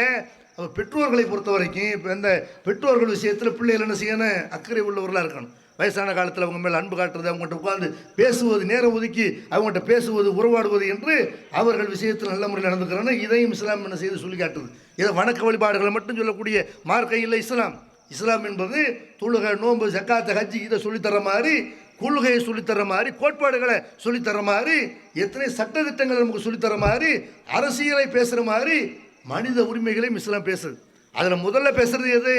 பெற்றோர்கள்ட்ட நீங்கள் எப்படி நடந்துக்கிறேன்னு. இதை இஸ்லாம் சொல்லி காட்டுது. இன்னும் சொல்ல போனால் பெற்றோர்கள் பெருசாக என்ன எதிர்பார்ப்பாங்க? வயசான காலத்தில் கண்ணியம் வேணும், கண்ணியமாக நம்ம கடைசி வரைக்கும் சுயமரியாதை வாழணும், மருமகிட்ட நம்ம இருந்து சாப்பிடக்கூடாது என்று நினைக்கக்கூடியவர்கள் நிறைய பெற்றோர் பார்த்தீங்கன்னா, ஏன் பொம்பளை பிள்ளையோடு இருக்கிறாங்கன்னு கேட்டால், நம்ம போய் மகன் வீட்டில் இருந்தோம்னா மகன் நல்லவன் தான், மருமக அவ கையால் சாப்பாடு வாங்கி அது நம்முடைய கௌரவத்துக்கு இலக்கு, அவள் ஒழுங்காக கொடுப்பாளா, நமக்கு அவனை எல்லாருக்கும் ஒரு சாப்பாடு போட்டு நமக்கு கஞ்சியை தருவாளே, கேவலப்படுத்துவாளே, திட்டுவாளே, சாடமாடைய பேசுவாளே என்று நினைத்து தான் செய்கிறாங்க. எப்போ எது வரைக்கும் அவர்கள் உழைக்க முடியுமோ அது வரைக்கும் உழைப்பார்கள். எனக்கு முடியலைங்கிற நேரத்தில் உங்கள்கிட்ட வருவேன். எல்லா தாய் தந்தையும் தன்னுடைய ஆம்பளை பிள்ளைகிட்ட சொல்கிறேன், விஷயம் என்ன, எனக்கு முடியலை, நான் படுத்துருவாங்கிற நிலைமையில தான் உங்கள்கிட்ட வருவானே தவிர கடைசி வரைக்கும் உழைச்சி சாப்பிடுவேன். நீ உழைக்கிறது உன் பொண்டாட்டி பிடிக்க வச்சுக்க, எனக்கு கொடுக்க வேணாம் என்று சொல்லக்கூடிய பெற்றோர்களை தான் பார்க்கணும். அப்படிப்பட்ட பெற்றோர்கள் வயசாகி ஒரு 10 வருஷம் உயிரோடு இருப்பாங்களா, ஒரு 15 வருஷம் உயிரோடு இருப்பாங்களா? அந்த காலகட்டத்தில் எந்த காலகட்டத்தில் அரவணைக்க வேண்டுமோ அந்த காலகட்டத்தில் தூக்கி எறிபவர்களை பார்க்குறோம். அவர்களை கொடுஞ்சொல் கொண்டு பேசக்கூடியவர்களை பார்க்குறோம். அப்போ திருமறை குர்ஆன் நபிகள் நாயகம் ஸல்லல்லாஹு அலைஹி வஸல்லம் போதனைகளும் இந்த பெற்றோர்கள் விஷயத்தில் என்ன செய்யுது? நமக்கு நிறைய அறிவுரை சொல்லுது. அவங்க எதிர்பார்க்குற கண்ணியமான உணவு, கண்ணியமான தங்குற இடம், அவர்களுடைய மலஜலத்தை அவர்கள் கழுவ முடியாத ஒரு நிலைமை ஏற்படும் போது நம்முடைய பிள்ளை நமக்கு இருக்கிறான் என்று அதுக்காகத்தான் பிள்ளை பெற்கிறார்கள். நிறைய பேர் பிள்ளை பெற்றிருப்ப காரணம் என்ன? வயசாகிட்டா நம்ம சுத்தபத்தமாக இருக்க முடியாது, நம்ம பிள்ளைகள் இதையெல்லாம் கவனித்துக் கொள்வார்கள் என்று எதுக்காக வேண்டி பிள்ளை பெற்கிறாங்க, அல்லது பிள்ளைகள் மேலே பாசத்தை கொட்டுகிறார்களோ அந்த கடமையை பிள்ளைங்க செய்யணுமா இல்லையா? நம்முடைய மற்ற பிள்ளைகளோட ஒருத்தர் நல்லா இருப்பான். ஒரு வீட்டில் ஒரு 5 பிள்ளை 4 பிள்ளை இருக்கிறாங்களா, ஒருத்தர் நல்லா இருப்பான், ஒருத்தன் ஏழையாக இருப்பான். ஒரு பொம்பளை பிள்ளை கஷ்டப்படும், நீ நல்லா இருக்கிற மட்டும் இல்லை, பொம்பளை பிள்ளையை கவனிச்சுக்கப்பா, மற்ற ஏழைகளை உள்ள மற்ற பிள்ளைகளை கவனிச்சுக்க. இதைத்தான் பெற்றோர்கள் அதிகமாக விரும்புகிறோம். நம்முடைய பிள்ளைகள்லாம் ஏழைகளாக இருக்கிறாங்களே, ஒருத்தர் நல்லா இருக்கிறானே, மற்ற பிள்ளைகள் ஏழைகளாக இருக்கிறாங்களே, அவர்களோட இந்த நல்ல காசு பணம் உள்ள ஆள் இந்த பையன் ஒரு உறவாக இருக்கணும், அந்யோன்யமாக இருக்கணும். நம்ம எப்படி இந்த குடும்பத்தை நிர்வாகம் பண்ணணுமோ, நம்முடைய பிள்ளைகளில் கஷ்டப்படக்கூடிய பிள்ளைகளை காசு பணம் உள்ள இவன் நிர்வாகம் பண்ணணும், இவன் அவங்களுக்கு உதவி செய்ய வேண்டும் என்று அந்த எதிர்பார்ப்பு தான் அவங்கள்ட்ட இருக்கும். அப்போ இந்த எதிர்பார்ப்புகளை என்ன செய்யணும்? நிறைவேற்றி வைக்கணும். அதே மாதிரி அவர்கள் இறந்த பிறகு அவங்களுக்காக நம்ம துவா செய்யும் கடமைப்பட்டிருக்கணும். திருமறை குர்ஆன்ல அல்லாஹ் அந்த மாதிரி நிறைய துவாக்களை சொல்லி தர்றான். ரப்பிர்ஹம்ஹுமா கமா ரப்பயானி சகீரா, இறைவா என்னை சிறு வயதில் எப்படி அவர்கள் அன்பு செலுத்தினார்களோ அந்த மாதிரி நீ அன்பு செலுத்து. அப்போ பெற்றோர்கள் விஷயத்தில் அவர்கள் உயிரோடு இருந்தாலும் சரி, இறந்து போய்விட்டாலும் சரி, அவங்களுக்காக வேண்டி அல்லாட்ட மன்னிப்பு கேட்கணும். இறைவா ரப்பி ஃபிர்லி அபி இன்னஹு மினல் லாலீன், இப்ராஹிம் நபி அவங்ககிட்ட கேட்டாங்க, இறைவா என் தகப்பனாரை மன்னிச்சிரு, அவர் வழிகேட்டில் இருக்கிறாரு, நமக்கு ஒழுக்கத்தை கற்பித்தவர்கள், நமக்கு பண்பாடுகளை கற்பித்தவர்கள், சில நேரங்களில் வயசான காலத்தில் மனிதன் என்ற அடிப்படையில் அவங்களுடைய தவறுகள் ஏற்படலாம், அந்த தவறுகளை நீ மன்னிச்சிரு, அவர் நல்ல மனிதராக இருந்தார், என்னை நன்றாக கவனித்தார், நன்றாக என்னை வளர்த்திருக்கிறார், என்னை முன்னேற்றிருக்கிறார் என்று நம்முடைய தந்தைக்காக தாய்க்காக வேண்டி பிரார்த்தனை செய்ய நம்ம கடமைப்பட்டிருக்கிறோம். நூஹ் நபி அவங்களுடைய பிரார்த்தனையை கூட எல்லாம் சொல்லி காட்டுறான். ரப்பி ஃபிர்லி வலி வாலிதைய வலிமன் தகல பைத்திய மூமின வலில் மூமினீன வல் மூமினார், இறைவா என்னை மன்னிப்பாயாக, என் பெற்றோரை மன்னிப்பாயாக, இஸ்லாத்தை ஏற்றுக்கொண்ட அனைத்து இறை நம்பிக்கையாளர்களையும் ஆண்களையும் பெண்களையும் மன்னிப்பாயாக என்று நூஹ் நபி அவர்களும் நினைஞ்சிருக்கிறாங்க. தன்னுடைய பெற்றோருக்காக வேண்டி துவா செய்திருக்கிறார்கள். அந்த துவாவை பெற்றோருக்காக வேண்டி நம்ம செய்ய கடமைப்பட்டிருக்கிறோம். ஆனால் பெற்றோரை பொறுத்த வரைக்கும் பிள்ளைகள் என்ன செய்கிறாங்கன்னா, இறந்து போன உடனே அவர் பேரில் எல்லாரும் சாப்பாடு வாங்கி சாப்பிடுகிறாரு. பெற்றோருக்கு செய்கிற நன்மை என்ன? மூத்தா போன வீட்டில் அவரை அடக்கம் பண்ணி, தாய் அடக்கம் பண்ணி, அல்ல தாப்பனை அடக்கம் பண்ணி, அந்த நேரத்தில் எப்போ சோகமாக இருக்க வேண்டுமோ, எப்போ அவருடைய வாழ்க்கையை நினைத்து தியாகத்தை நினைத்து கவலைப்பட வேண்டுமோ, இந்த சமுதாயம் என்ன செய்யுதுன்னு கேட்டால், அந்த நேரத்தில் உட்காந்து பிரியாணி சாப்பிட்றான், அந்த நேரத்தில் உட்காந்து நெய் சோறு சாப்பிட்றான், அந்த நேரத்தில் கரிசோறு திங்கிறான். எவ்வளவு இது மனிதநேயமற்ற ஒரு செயல்! இஸ்லாமிய சமுதாயத்தில் இது நடக்குது, பிற சமூக மக்கள் மத்தியில் நடக்கிறது. அப்போ அவர்கள் இறந்து போன பிறகு அவர்களுக்கு நன்மை செய்ய வேண்டும் என்று நினைத்தோமையானால், ஏழைகளுக்கு நன்மை செய்து, ஏழைகளுக்கு உணவு கொடுத்து அல்லது உடை கொடுத்து அல்லது அவங்களுடைய தேவைகள் ஏதாவது ஒன்று நிறைவேற்றி, இறைவா இந்த நன்மையை தாய் தகப்பனை சேர்த்துரு, இப்படி நம்ம துவா செய்ய கடமைப்பட்டிருக்கோமே தவிர, இறந்தவர்கள் பேரை சொல்லி நம்ம சாப்பிட்றது நன்மையான காரியம் இல்லாது மனிதநேயமற்ற காரியம் என்பதை முஸ்லீம்கள் விளங்க வேண்டும்.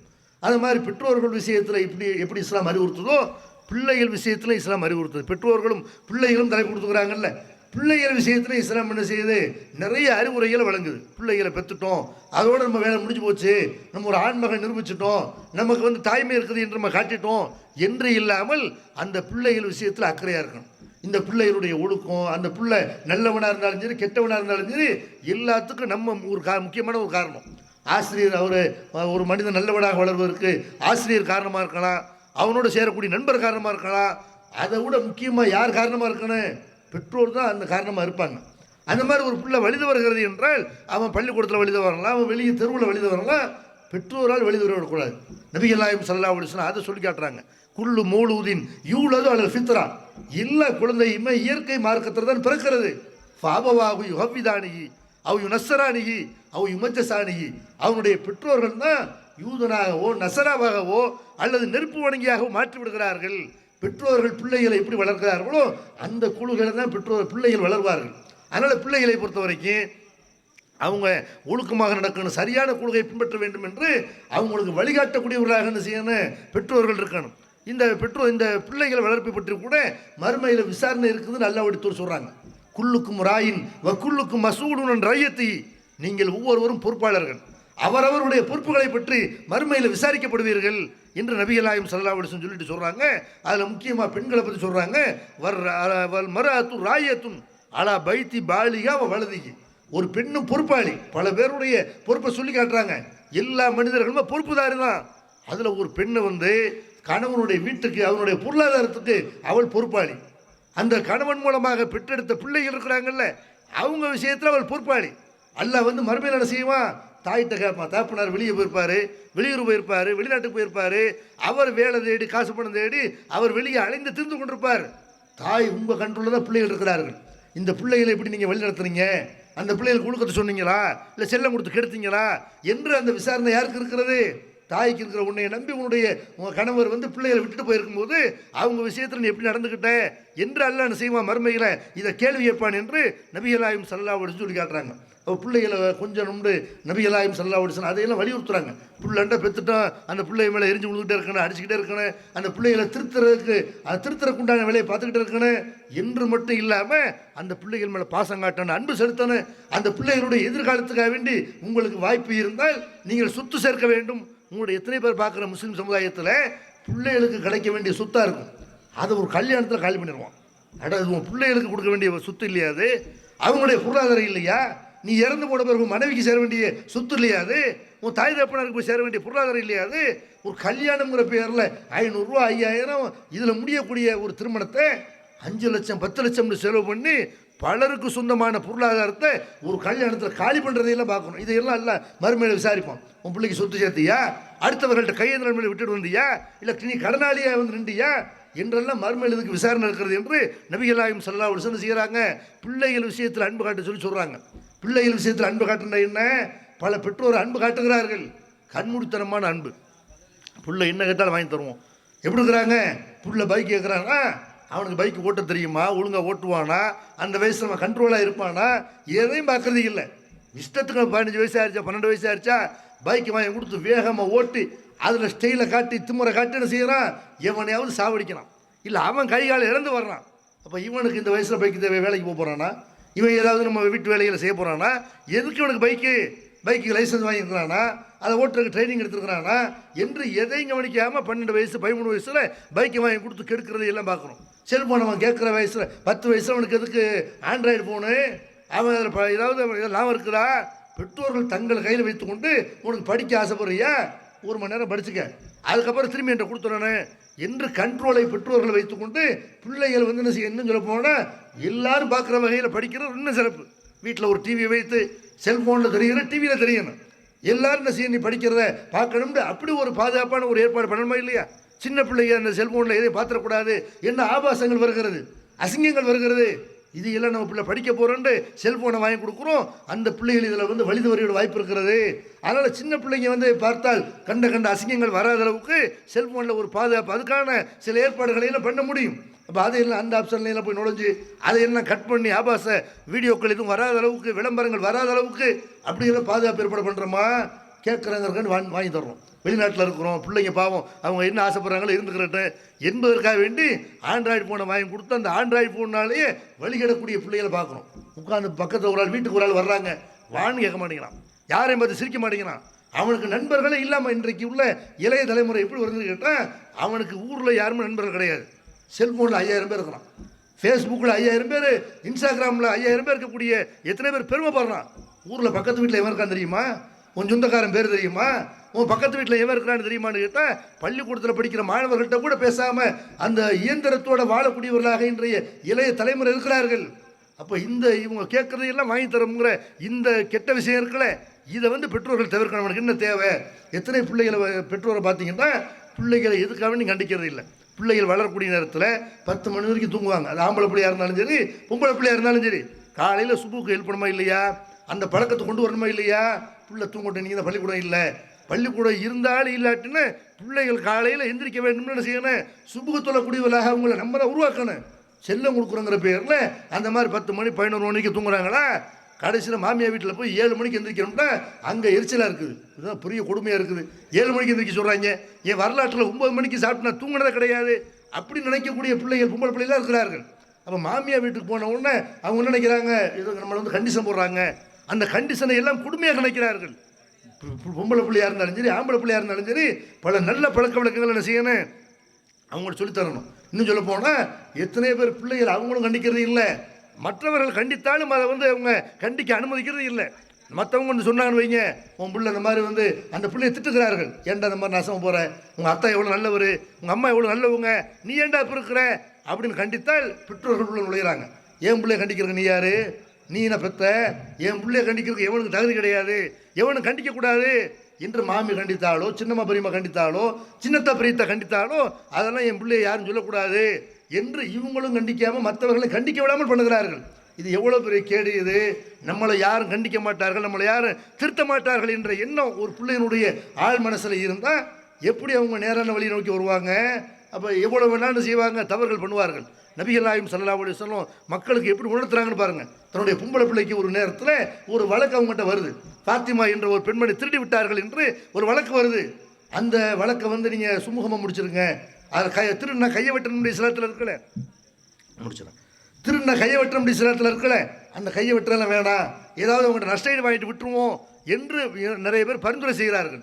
அப்போ நபிகள் நாயகம் ஸல்லல்லாஹு அலைஹி வஸல்லம் எல்லாருக்கும் விளங்குற மாதிரி ஒரு வார்த்தை சொல்கிறாங்க. அந்த வார்த்தை அவங்க மகள் கேட்டாலும் பயப்படுவார்கள். லவ் அன்ன ஃபாத்திமத்த பின்த முஹம்மதின் சரக்கத் கத்தத்து இதகா, என்னுடைய மகள் ஃபாத்திமா திருடினாலும், இந்த முகமதுடைய மகள் ஃபாத்திமா திருடினாலும் அவள் கையை வெட்டி துண்டாக்கி இருப்பேன். யாருக்கும் சட்டத்துக்கு முன்னாடி எல்லாரும் சமம். என் பிள்ளை ஃபாத்திமா என்ன, வேற யாருடைய பிள்ளை ஃபாத்திமா என்ன என்று நபிகள் நாயகம் ஸல்லல்லாஹு அலைஹி வஸல்லம் எல்லாருக்கும் ஒரே சட்டம்ங்கிறத மக்களுக்கும் சொல்கிறாங்க. இதை கேட்டுக்கொண்டிருக்கிற பிள்ளைக்கும் சொல்கிறாங்க. நீ திருநாள் உனக்கு இதுதான் என்று சொல்கிறாங்கன்னா, நம்ம தவறு செய்தால் நம்மளை தந்தை கண்டிப்பார்கள், நம்மை தண்டிப்பார்கள் என்ற பயம் இருந்தால் தான் பிள்ளைங்க நேரான வழியில் இருப்பாங்களே தவிர அப்படி இல்லைன்னு செய்ய மாட்டாங்க, திருந்த மாட்டாங்க. அப்போ பிள்ளைகளை பொறுத்த வரைக்கும் அவங்கள திருத்துறதுக்கு என்ன வழி? அடிக்கிறதா, உதைக்கிறதா, சித்திரவதை பண்ணுறதா? சில பேர் அப்படி இருக்கிறாங்க. அன்பு காட்டுறங்கிற பேரில் கெடுத்து குட்டி சோறாக்குறதையும் பார்க்குறோம். அந்த மாதிரி அதிகாரம் பண்ணுறவங்கள திருத்தரங்கிற பேரில் எப்போ பார்த்தாலும் அடிக்கிறது, எப்போ பார்த்தாலும் உதைக்கிறது, எப்போ பார்த்தாலும் அவனை சூடு வைக்கிறது, இப்படி பெற்றோர்களும் இருக்கிறார்கள். அதையும் இஸ்லாம் ஏற்றுக்கிறது. அடிக்கிறதுனால ஒருத்தனை திருத்தவிட முடியாது. அடியை வாங்கிட்டு ஊதி விட்டு போயிட்டே இருப்பான். பள்ளிக்கூடத்தில் கூட பார்த்துருக்கோம்ல, பள்ளிக்கூடத்தில் வாத்தியார் அடிக்கிறதுக்கு முன்னாடி சில பேர் கை நட்டுவான். ஏன்டா உன்னை அடிக்கவே இல்லையடா, அடிக்க தானே செய்வீங்க இப்படிமா. அப்போ அடிக்க தான் செய்வாருன்னா அவனுக்கு மளிகை போயிடும். அடி வாங்கி அவனுக்கு எல்லாம் உளுத்து போயிடும். என்ன செய்ய போகிறாங்க? 2 அடி அடிப்பாங்க, 2 மிதிப்பாங்க, அவ்வளோதானே. அப்புறமே நம்ம செஞ்சுக்கிறலாம், செஞ்சுட்டு தவறை செய்து விட்டு அடி வாங்கிக்கிறலாம், இப்படி நினைக்கக்கூடியவர்களாக இருப்பார்கள். நபிகள் நாயகம் ஸல்லல்லாஹு அலைஹி வஸல்லம் எந்த மனைவியையும் அடித்ததில்லை, எந்த பிள்ளைகளையும் அடித்ததில்லை. அடிக்க வேண்டிய தேவைக்கு அடிக்க வேண்டியதுதான். அடிக்கிற மாதிரி மிரட்டணுமே தவிர அவனை அடிக்கிறது ஒன்றே தீர்வு கிடையாது. நபிகள் நாயகம் ஸல்லல்லாஹு அலைஹி வஸல்லம் எந்த பணியாளரும் அடித்ததில்லை, எந்த அடிமையும் அடித்ததில்லை என்றெல்லாம் ஹதீஸ்களில் பார்க்குறோம். அப்போ அடிப்பதற்கு பதிலாக அவங்களுக்கு அறிவுரை சொல்லணும். அந்த கோபத்தை, நம்முடைய முகத்தில் கோபத்தை வெளிப்படுத்தி பேசாமல் இருப்பதன் மூலமாக, நம்ம கோபமாக இருக்கிறோம் என்பதை அவர்களுக்கு தெரிவிப்பதன் மூலமாக அப்படி திருத்தணும். லுக்மான் அலைஹிஸ்ஸலாமுடைய வரலாற்றை கூட திருமறை குர்ஆன்ல அல்லாஹ் செய்கிறான், சொல்லி காட்டுறான். அவங்க தன்னுடைய மகனுக்கு செய்த அறிவுரை என்ன, முக்கியமான அறிவுரை. அந்த அறிவுரையெல்லாம் பெற்றோர்கள் கவனிக்கணும். பிள்ளைகளுக்கு என்ன அட்வைஸ்லாம் பண்ணி வளர்க்கணும் என்று அந்த பிள்ளைங்க விவரம் தெரிய ஆரம்பிச்சிட்டாங்களா, பிள்ளைகளுக்கு சொல்லிக் கொடுக்கணும். லுக்மான் அலைஹிஸ்ஸலாம் சொன்னாங்க, என் அருமை மகனை அல்லாஹ்வுக்கு இணை வைக்காத, ஆணவத்தோடு நடக்காத, பூமியில் என்ன செய்யக்கூடாது, பெருமை கொண்டு நடக்கக்கூடாது, உன் முகத்தை மக்களை விட்டு திருப்பக்கூடாது என்றெல்லாம் லுக்மான் அலைஹிஸ்ஸலாம் மகனுக்கு அறிவுரை சொல்கிறாங்க. நீ வானத்தில் பூமியில் எங்கே உட்காந்துக்கிட்டு ரகசியமாக எதை பண்ணாலும் அல்லாஹ் உன்னை கண்காணிச்சுக்கிட்டு இருக்கிறான். அல்லாஹ்வுக்கு தெரியாமல் எதையுமே செய்ய முடியாது. நடுநிலைய குரலில் உன்னுடைய குரலை தாழ்த்திக்கொள், சத்தம் போட்டு பேசாத, கழுதை தான் கத்தும் என்றெல்லாம் என்ன செய்கிறாங்க. லுக்மான் அலைஹிஸ்ஸலாம் அவர்கள் தன்னுடைய பிள்ளைக்கு நிறைய அறிவுரைகளை சொல்கிறாங்க. தொழுகையை கடைபிடி, உனக்கு ஏற்படக்கூடிய துன்பத்தை சகிச்சுக்க, நன்மை ஏவு, தீமையை தடு என்றெல்லாம் லுக்மான் அலைஹிஸ்ஸலாம் அவர்கள் தன்னுடைய பிள்ளைக்கு அறிவுரை சொன்னாங்களே. அந்த மாதிரி பிள்ளைகளை அறிவுரை சொல்லி அவர்களை பண்படுத்தக்கூடியவர்களாக, அவர்களை பக்குவப்படுத்தக்கூடியவர்களாக நம்ம ஆகணும். பெற்றோர்களும் பிள்ளைகளும் இஸ்லாம் சொல்லக்கூடிய அறிவுரையை கடைபிடிக்கணும். பிள்ளைகளுக்கு என்ன போதிக்கணுமோ அதை பெற்றோர்கள் கடைபிடிக்கணும். அப்போ தான் அது பிள்ளைகள் மனசில் பதியும். அப்போ பிள்ளைகளுக்கு சொல்லித்தரது என்ன செய்யணும், நம்ம கடைபிடிக்கக்கூடியவர்களாக மாற வேண்டும். பெற்றோர்களும் பிள்ளைகளும் இஸ்லாமிய மார்க்கத்தை கடைபிடித்து ஒரு சிறந்த இஸ்லாமிய குடும்பமாக நாம் இருக்க வேண்டும் என்று கூறி நிறைவு செய்கிறேன். வாகுரு தவானா அல்ஹம்துலில்லாஹி ரப்பில் ஆலமீன். அஸ்ஸலாமு அலைக்கும் வரஹ்மத்துல்லாஹி வபரகாத்துஹு. வாய்ப்பளித்த சகோதரர்களுக்கு நன்றி கூறி விடைபெறுகிறேன். அஸ்ஸலாமு அலைக்கும்.